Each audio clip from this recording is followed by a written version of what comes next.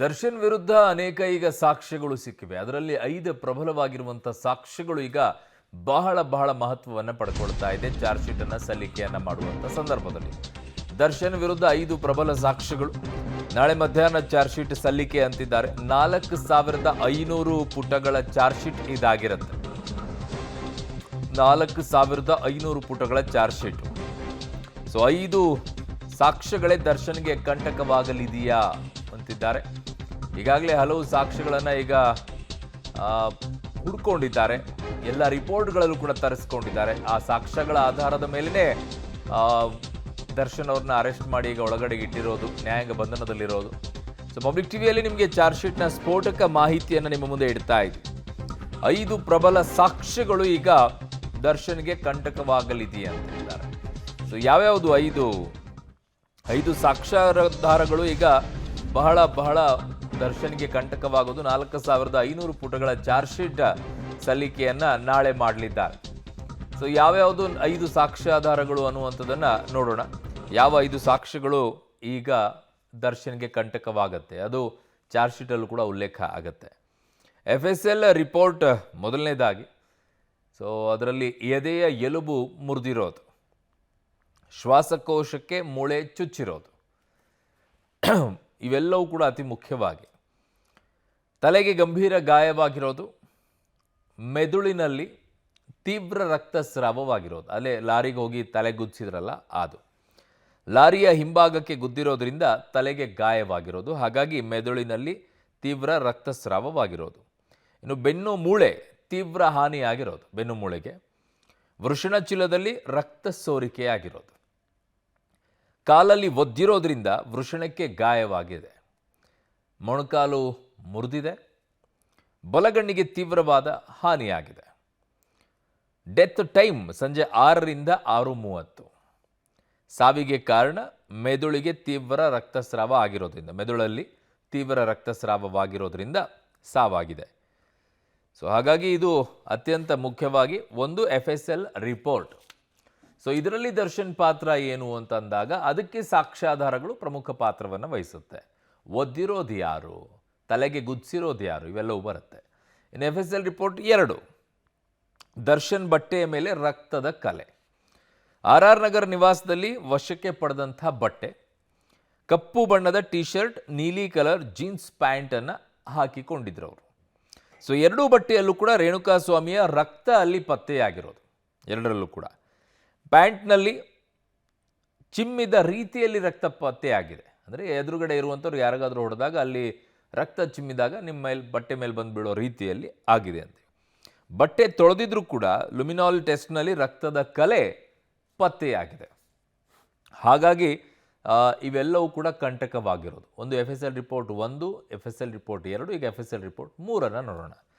ರೇಣುಕಾಸ್ವಾಮಿ ಹಲ್ಲೆಗೆ ಬಳಸಿದಂಥ ವಸ್ತುಗಳ ಸಾಕ್ಷ್ಯಗಳು, ಲಾಠಿ, ದೊಣ್ಣೆ, ಬೆಲ್ಟ್ನಲ್ಲಿ ರಕ್ತದ ಮಾದರಿಗಳು ಪತ್ತೆಯಾಗಿರೋದು ಬಹಳ ಇಂಪಾರ್ಟೆಂಟು. ಆ ದೊಣ್ಣೆ ಏನಿದೆ ಅದು ದರ್ಶನ್ ಅವರ ಮನೆಯಲ್ಲಿ, ಲಾಠಿ ಅವ್ರ ಮನೆಯಲ್ಲಿ ಸಿಕ್ಕಿದ್ದು ಅಂತೇಳಿ. ದರ್ಶನ್ ಮನೆಯಲ್ಲಿದ್ದಂಥ ಲಾಠಿಯಲ್ಲಿ ರಕ್ತದ ಕಲೆ ಪತ್ತೆಯಾಗಿದೆ. ರಿಪೀಸ್ ಪಟ್ಟಿ ದೊಣ್ಣೆಗಳ ಮೇಲೂ ಕೂಡ ರಕ್ತದ ಮಾದರಿ ಪತ್ತೆಯಾಗಿರೋದು. ಅದರ ಮೇಲೆ ಫಿಂಗರ್ ಪ್ರಿಂಟ್ ಕೂಡ ಚೆಕ್ ಮಾಡ್ತಾರೆ. DNA ಪರೀಕ್ಷೆಯಲ್ಲಿ ರಕ್ತದ ಮಾದರಿ ದೃಢಪಡ್ತಾ ಇದೆ. ಸೊ ಹಾಗಾಗಿ ಆ ರಕ್ತ, ಇವ್ರ ಮೇಲೆ ಚಿಮ್ಮಿರುವಂಥ ರಕ್ತ ಎಲ್ಲವೂ ಕೂಡ ಟ್ಯಾಲಿ ಆಗ್ತಾ ಇದೆ. ಜೊತೆಗೆ ಫಿಂಗರ್ ಪ್ರಿಂಟ್ಸನ್ನು ಚೆಕ್ ಮಾಡ್ತಾರೆ, ಅದೇನಾದರೂ ಸಿಕ್ಕರೆ. ಯಾಕಂದರೆ ಬಹಳ ಗ್ಯಾಪ್ ಏನಾಗಿಲ್ಲ. 8ನೇ ತಾರೀಕಿಗೆ, ಜೂನ್ 8ನೇ ತಾರೀಕಿಗೆ ರೇಣುಕಾಸ್ವಾಮಿ ಕೊಲೆ ಆಗುತ್ತೆ. 9ನೇ ತಾರೀಕಿಗೆ ಇವರು ಅರೆಸ್ಟ್ ಮಾಡ್ತಾರೆ. ಕೊಲೆ ಮಾಡಿರುವಂಥದ್ದು ಯಾರು ಅನ್ನುವಂಥದ್ದು ಗೊತ್ತಾಗುತ್ತೆ. ಅದರ ನಂತರ ಉಳಿದಿದ್ದೆಲ್ಲ ಸಾಕ್ಷ್ಯಾಧಾರಗಳನ್ನು ಕಲೆ ಹಾಕಿರ್ತಾರೆ. ಹಾಗಾಗಿ ಈ ಸಾಕ್ಷ್ಯಗಳು ನಾಶ ಆಗೋಕ್ಕೆ ಕಡಿಮೆ ಅಲ್ಲಿ. FSL ರಿಪೋರ್ಟ್ 4, ಕೊಲೆಯಾದ ಬಳಿಕ ದರ್ಶನ್ ಪವಿತ್ರ ಗೌಡ ಮೀಟ್ ಮಾಡಿರೋದು. ಆರೋಪಿಗಳು ಮೀಟಿಂಗ್ ಮಾಡಿರುವಂಥ ಬಗ್ಗೆ ಸಾಕ್ಷ್ಯಗಳು ಸಿಗ್ತಾ ಇದೆ. CC ಕ್ಯಾಮ್ರಾ ಆಧರಿಸಿ ಅದನ್ನೆಲ್ಲ ಡಿಲೀಟ್ ಮಾಡಿಸಿರ್ತಾರೆ. ಅದೆಲ್ಲವೂ ಕೂಡ ರಿಕವರನ್ನು ಮಾಡಿಕೊಂಡಿದ್ದಾರೆ. ಪೊಲೀಸರ ಭಯದಿಂದ CCTV ವಿಡಿಯೋ ಡಿಲೀಟ್ ಆಗಿತ್ತು. ಟೆಕ್ನಿಷಿಯನ್ನ ಕರೆಸಿ ವಿಡಿಯೋ ಡಿಲೀಟ್ ಮಾಡಿದರು ದರ್ಶನ್. CCTV DVRಗಳ ರಿಟ್ರೀವನ್ನು ಈಗ FSLನಲ್ಲಿ ಮಾಡಿದ್ದಾರೆ. ಹಾಗಾಗಿ ಅವೆಲ್ಲ ಸಾಕ್ಷ್ಯಾಧಾರಗಳನ್ನು ಈಗ ಇಟ್ಕೊಂಡಿದ್ದಾರೆ. ಅದು ಕೂಡ ಇವರಿಗೆ ಕಂಟಕವಾಗುತ್ತೆ. ಅಲ್ಲಿ ಆಡಿಯೋ ಏನಾದರೂ ರೆಕಾರ್ಡ್ ಆಗಿದೆಯಾ ಏನು, ಇವೆಲ್ಲವೂ ಕೂಡ ಬಹಳ ಮುಖ್ಯವಾಗಿರುತ್ತೆ. ಇನ್ನು 5ನೇ FSL ರಿಪೋರ್ಟ್ನಲ್ಲಿ ರೇಣುಕಾಸ್ವಾಮಿ ಶೆಡ್ಗೆ ಕರೆತರುವಂಥ CCTVಯನ್ನು ರಿಟ್ರೀವ್ ಮಾಡ್ಕೊಂಡಿದ್ದಾರೆ. ರೇಣುಕಾ ಹತ್ಯೆ ಬಳಿಕ ಶವ ಸಾಗಿಸುವಂತಹ ಸಿಸಿಟಿವಿ ಕೂಡ ರಿಟ್ರೀವ್ ಆಗಿದೆ. ಶೆಡ್ಗೆ ಬರುವಂಥ 11 ವಾಹನಗಳ ದೃಶ್ಯ ಕೂಡ ಮ್ಯಾಚಿಂಗ್ ಆಗಿದೆ. ದರ್ಶನ್ ಜೀಪ್, ಸ್ಕಾರ್ಪಿಯೋ ಸಾಕ್ಷ್ಯ, ರೇಣುಕಾ ಕರೆತಂದಂಥ ಇಟಿಯೋಸ್ ಅದು ಕೂಡ ಈಗ ಸಾಕ್ಷಿಯಾಗಿ ಇಟ್ಕೊಂಡಿದ್ದಾರೆ. ಇದರ ಜೊತೆಗೆ ಮೊಬೈಲ್ ಟವರ್ ಲೊಕೇಶನ್ಸ್ಗಳು, ಕಾಲ್ ಡೀಟೇಲ್ಸ್ಗಳು ಇವೆಲ್ಲವೂ ಕೂಡ ಚೆಕ್ ಮಾಡ್ತಾರೆ. ಆ ಟೈಮಲ್ಲಿ ಅಲ್ಲಿ ಯಾರು ಮೊಬೈಲ್ ಟವರ್ಗಳ ಲೊಕೇಶನ್ಗಳಿತ್ತು, ಆಮೇಲೆ ಅವರಲ್ಲಿ ಎಲ್ಲೋ ಪಬ್ಬಲ್ಲಿದ್ದರು, ಅಲ್ಲಿಂದ ನೇರವಾಗಿ ಇಲ್ಲಿಗೆ ಬಂದಿದ್ದರು, ಆ ಬಂದಿರುವಂಥ ಟೈಮಿಂಗ್ ಏನು, ಅಲ್ಲಿಂದ ಹೊರಟಿದ್ದು ಯಾವುದರಲ್ಲಿ, ಇಲ್ಲಿ ಬಂದಿರೋದು ಯಾವುದರಲ್ಲಿ, ಅಲ್ಲಿ ಹಾಕ್ಕೊಂಡಿರುವಂಥ ಬಟ್ಟೆ ಸೇಮ, ಇಲ್ಲಿ ಬಟ್ಟೆ ಸೇಮ, ಇವೆಲ್ಲವೂ ಕೂಡ ಮ್ಯಾಚ್ ಮಾಡ್ತಾರೆ. ಅವೆಲ್ಲವೂ ಕೂಡ ಈಗ ಕಂಟಕವಾಗ್ತಾ ಇದೆ. ನನ್ನ ಸಹೋದ್ಯೋಗಿ ಈಗ ಕ್ರೈಮ್ ಬ್ಯೂರೋ ಹೆಡ್ ಆಗಿರುವಂಥ ಮುರಳೀಧರ್ ನನ್ನ ಸಂಪರ್ಕಕ್ಕೆ ಸಿಗ್ತಾ ಇದ್ದಾರೆ. ಮುರಳೀಧರ್, ಈಗ ಬಹುಮುಖ್ಯವಾಗಿ ಈ ಪ್ರಕರಣದಲ್ಲಿ ಆರೋಪಿಗಳು ಇವರೇ ಮಾಡಿರುವಂಥ ಕೃತ್ಯ ಅಂತ ಸಾಬೀತುಪಡಿಸೋಕ್ಕೆ ಪೊಲೀಸರ ಹತ್ರ ಇರುವಂಥ ಸಾಕ್ಷಿಗಳು ಅಂತಂದರೆ FSLನ ರಿಪೋರ್ಟ್ಗಳು. ಇದನ್ನು ಹೊರತುಪಡಿಸಿದರೆ ಇನ್ನುಳಿದಂತಹ ಯಾವುದಾದ್ರೂ ಸಾಕ್ಷ್ಯಗಳು ಲಭ್ಯತೆ ಇದೆಯಾ ಮುರಳಿ? ಅರುಣ್, ಖಂಡಿತವಾಗಿಯೂ ಇದು ಟೆಕ್ನಿಕಲ್ ಎವಿಡೆನ್ಸ್ಗಳಾದರೆ ಪ್ರತ್ಯಕ್ಷ ಸಾಕ್ಷ್ಯಗಳು ಅಂತೇಳಿ ಕೂಡ 3 ಜನರನ್ನ ಐ ವಿಟ್ನೆಸ್ಗಳಂತ ಈಗಾಗಲೇ 164ನ ಹೇಳಿಕೆಯನ್ನ ದಾಖಲನ್ನ ಮಾಡ್ಕೊಂಡಿರುವಂಥದ್ದು. ಅಂದರೆ ಇದನ್ನೆಲ್ಲ ಕೂಡ ಸಂಪೂರ್ಣವಾಗಿ ದೋಷಾರೋಪ ಪಟ್ಟಿಯಲ್ಲಿ ತರ್ತಾ ಇದ್ದಾರೆ. ದೋಷಾರೋಪ ಪಟ್ಟಿಯಲ್ಲಿ ಬಹುತೇಕ ನಾಳೆ ಮಧ್ಯಾಹ್ನದ ಒಳಗಾಗಿ ದೋಷಾರೋಪ ಪಟ್ಟಿಯನ್ನ ಸಲ್ಲಿಕೆಯನ್ನ ಮಾಡ್ತಾರೆ. ಆ ಸಲ್ಲಿಕೆ ಮಾಡೋ ಸಂದರ್ಭದಲ್ಲಿ ಎಲ್ಲ ಅಂಶಗಳನ್ನು ಕೂಡ ಪ್ರಮುಖವಾದ ಅಂಶಗಳೇನಿರ್ತವೆ ಅಂಶಗಳನ್ನೆಲ್ಲ ಕೂಡ ಉಲ್ಲೇಖವನ್ನ ಮಾಡುವಂಥದ್ದು. ಯಾಕೆಂದ್ರೆ ಪ್ರಮುಖವಾಗಿ ರೇಣುಕಾಸ್ವಾಮಿ ಹತ್ಯೆ ಆಗಿತ್ತು. ಹತ್ಯೆಯಾದ ಬಳಿಕ ಆತನ ಮೃತದೇಹ ಕೂಡ ಸಿಕ್ಕಿತ್ತು. ಯಾಕಂದ್ರೆ ಯಾವುದಾದ್ರೂ ಒಂದು ಕೊಲೆ ಪ್ರಕರಣದಲ್ಲಿ ಮೃತದೇಹ ಮತ್ತು ಮೃತದೇಹ ಮೇಲೆ ಬಿದ್ದಂತ ಗಾಯಗಳು ಜೊತೆಗೆ ಆರೋಪಿಗಳು ಹೊಂದಂತ ಆ ಘಟನೆಗಳಲ್ಲಿ ಇದ್ದಂತ ಪರಿಸ್ಥಿತಿಗಳೇನಿತ್ತು ಅದಕ್ಕೆ ಪೂರಕವಾದ ಟೆಕ್ನಿಕಲ್ ಎವಿಡೆನ್ಸ್ಗಳು ಇಷ್ಟು ಸಿಕ್ಕಿದ್ರೆ ಇಡೀ ಪ್ರಕರಣವನ್ನ ಎಷ್ಟು ಸಾಲಿಡ್ ಆಗಿ ಮತ್ತು ಎಷ್ಟು ಪ್ರಮಾಣವಾಗಿ ಅಂದ್ರೆ ಒಳ್ಳೆಯ ತನಿಖೆಯಾಗಿ ಮಾಡಬಹುದು ಅನ್ನೋದಕ್ಕೆ ಇದೊಂದು ತಾಜಾ ಉದಾಹರಣೆ ಆಗಿರುವಂಥದ್ದು. ಯಾಕಂದ್ರೆ ರೇಣುಕಾಸ್ವಾಮಿ ಹತ್ಯೆಯಾದ ಬಳಿಕ ಆತನ ಮೃತದೇಹ ರಾಜಕಾಲುವೆ ಮೇಲೆ ಸಿಗ್ತದೆ. ರಾಜಕಾಲುವೆ ಮೇಲೆ ಸಿಕ್ಕಿದ ಬಳಿಕ ಆ ಮೃತದೇಹವನ್ನ ಮರಣೋತ್ತರ ಪರೀಕ್ಷೆಯನ್ನ ಮಾಡ್ತಾರೆ. ಮರಣೋತ್ತರ ಪರೀಕ್ಷೆ ಸಂದರ್ಭದಲ್ಲಿ ಆತನ ಮೃತದೇಹದಲ್ಲಿ ಇದ್ದಂತ ಪೆಟ್ಟಾದಂತ ಗಾಯಗಳು ಜೊತೆಗೆ ಆತನ ಪಕ್ಕೆಲುಬು ಮುರಿದಿರುವಂಥದ್ದು, ಅಂದ್ರೆ ಆ ಪಕ್ಕೆಲುಬು ಮುರಿದು ಶ್ವಾಸಕೋಶಕ್ಕೆ ಚುಚ್ಚಿಕೊಂಡಿರುವಂಥದ್ದು ಮತ್ತು ತೀವ್ರವಾದ ರಕ್ತಸ್ರಾವದಿಂದ ಅಂದ್ರೆ ತಲೆಗೆ ಲಾರಿಯ ಹಿಂಬದಿಯ ಭಾಗಕ್ಕೆ ಲಾರಿಯಿಂದ ಡಿಕ್ಕಿ ಓಡಿಸಿರ್ತಾರೆ. ಆ ಸಂದರ್ಭದಲ್ಲಿ ಅಲ್ಲೂ ಕೂಡ ತೀವ್ರವಾದ ರಕ್ತಸ್ರಾವ ಆಗಿತ್ತು. ಆತನ ಸಾವು ಸಂಭವಿಸಿರುವಂಥದ್ದು ಮೆದುಳಿನಲ್ಲಿ ಆದಂತ ತೀವ್ರ ರಕ್ತಸ್ರಾವದಿಂದ ಅಂತ ಹೇಳಿ ಈಗಾಗಲೇ ವೈದ್ಯರು ಒಂದು ವರದಿಯನ್ನ ಕೊಟ್ಟಿರುವಂಥದ್ದು. ಇದು ಒಂದು ಮೃತದೇಹದ ವಿಚಾರ ಆದ್ರೆ ಆರೋಪಿಗಳ ಸ್ಥಾನದಲ್ಲಿ ಇದ್ದಂಥವ್ರು ಯಾರ್ಯಾರಿದ್ದಾರೆ, ದರ್ಶನ್ ಇರ್ಬೋದು, ಪವಿತ್ರ ಗೌಡ ಇರ್ಬೋದು, ಮತ್ತೆ ಇನ್ನುಳಿದ ಆರೋಪಿಗಳಿರ್ಬೋದು, ಅವರ ಬಟ್ಟೆಗಳಲ್ಲಿ ಕೂಡ ಏನು ರೇಣುಕಾಸ್ವಾಮಿಯ ಒಂದು ರಕ್ತದ ಕಲೆಗಳು ಪತ್ತೆ ಆಗಿರುವಂಥದ್ದು. ಯಾಕೆಂದ್ರೆ ಆತನ ರಕ್ತದ ಮಾದರಿ ಏನಿತ್ತು, ರಕ್ತದ ಮಾದರಿಯು ಕೂಡ ಇವರ ಬಟ್ಟೆ ಮೇಲೆ ಇತ್ತು ಅನ್ನೋದನ್ನ FSLನ ಲುಮಿನಾಲ್ ಟೆಸ್ಟ್ನ ಮೂಲಕ ಒಂದು ಕನ್ಫರ್ಮೇಶನ್ ಅನ್ನ ಈಗಾಗಲೇ ಪೊಲೀಸರು ಮಾಡ್ಕೊಂಡಿರುವಂಥದ್ದು.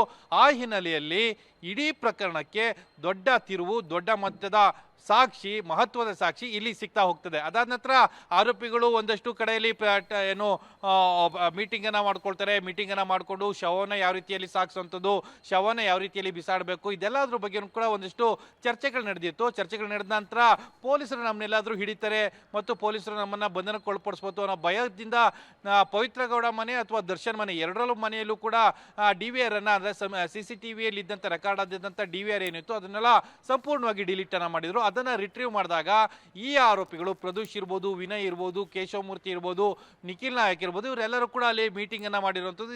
ಇದೆಲ್ಲದ್ರ ಬಗ್ಗೆನೂ ಕೂಡ ಈಗ ಮಾಹಿತಿಗಳು ರಿಟ್ರೀವ್ ಆಗಿದಾವೆ. ಯಾಕಂದ್ರೆ ಯಾರು ತಪ್ಪನ್ನ ಮಾಡಿಲ್ಲ ಅಂದ್ರೆ ಆ CCTVನ ಡಿಲೀಟ್ ಮಾಡ್ಲಿಕ್ಕೆ ಮುಂದಾಗೋದಿಲ್ಲ. ತಪ್ಪು ಮಾಡಿರೋ ಭಯದಿಂದಲೇ ಪೊಲೀಸರ ಕೈಲಿ ಸಿಕ್ಬಿಡ್ತೀವಿ ಅನ್ನೋ ಹೆದರಿಕೆಯಿಂದನೇ ಈ ರೀತಿಯ ಡಿಲೀಟ್ ಅನ್ನ ಮಾಡಿರುವಂಥದ್ದು. ಈಗ ಅದೆಲ್ಲ ಕೂಡ ಸಂಪೂರ್ಣವಾಗಿ ಸಿಕ್ಕಿರುವಂಥದ್ದು. ಯಾಕಂದ್ರೆ ಒಂದು ಕೊಲೆ ಪ್ರಕರಣದಲ್ಲಿ ಮೃತದೇಹವನ್ನ ಸಾಗಿಸ್ತಾ ಇದ್ದಂತ ಆರೋಪಿಗಳು ಮತ್ತು ಹತ್ಯೆ ಮಾಡಿದಂತ ಆರೋಪಿ ಏನಿರ್ತಾನೆ ಆತನ ಮೈ ಮೇಲೆ ಬಟ್ಟೆ ಆತನ ಬಟ್ಟೆ ಮೇಲೆ ಸಿಕ್ಕಿರುವಂತಹ ಮೃತನ ರಕ್ತವಶಿಗಳು ಮತ್ತೆ ಅದಾದ ನಂತರ ಟೆಕ್ನಿಕಲ್ ಎವಿಡೆನ್ಸ್ಗಳು ಮತ್ತು ಅವರಷ್ಟು ಒಂದಷ್ಟು ಚಾಟಿಂಗ್ ಗಳನ್ನ ಏನ್ ನಡೆಸಿದ್ರು ಅದಕ್ಕೆ ರಿಟ್ರೀವ್ ಕೂಡ ಆಗಿರುವಂಥದ್ದು. ಇದೆಲ್ಲ ಕೂಡ ಪ್ರಮುಖವಾದ ಪಾತ್ರ ವಹಿಸುವಂಥದ್ದು. ಬಹುತೇಕ ಇದೆಲ್ಲ ಕೂಡ ನಾಳೆ ಚಾರ್ಜ್ ಶೀಟ್ ನಲ್ಲಿ ಉಲ್ಲೇಖ ಆಗ್ತದೆ. ಸರಿಸುಮಾರು 4500 ಪುಟಗಳ ದೋಷಾರೋಪ ಪಟ್ಟಿಯನ್ನು ಈಗಾಗಲೇ ಪೊಲೀಸರು ತಯಾರನ್ನ ಮಾಡಿಕೊಂಡಿದ್ದಾರೆ. ಜೊತೆಗೆ 100 ಸಾಕ್ಷ್ಯಗಳು, ಪ್ರತ್ಯಕ್ಷ ಮತ್ತು ಪರೋಕ್ಷ ಸಾಕ್ಷಿಗಳು ಅಂತ ಹೇಳ್ತಾರೆ, 100ಕ್ಕೂ ಹೆಚ್ಚು ಪ್ರತ್ಯಕ್ಷ ಮತ್ತು ಪರೋಕ್ಷ ಸಾಕ್ಷ್ಯಗಳನ್ನ ಕಲೆ ಹಾಕಿದ್ದಾರೆ. ಅದರಲ್ಲಿ ಪ್ರಮುಖವಾಗಿ 3 ಐ ವಿಟ್ನೆಸ್ಗಳಿದೆ. 3 ಐ ವಿಟ್ನೆಸ್ಗಳು ಇಡೀ ಪ್ರಕರಣಕ್ಕೆ ತಿರುವನ್ನ ಕೊಡುವಂತ ಸಾಧ್ಯತೆಗಳಿರುವಂತದ್ದು. ಅರುಣ್, ಓಕೆ ಮುರಳೀಧರ್, ನಿಮ್ಮೆಲ್ಲ ಮಾಹಿತಿಗೆ ಧನ್ಯವಾದಗಳು.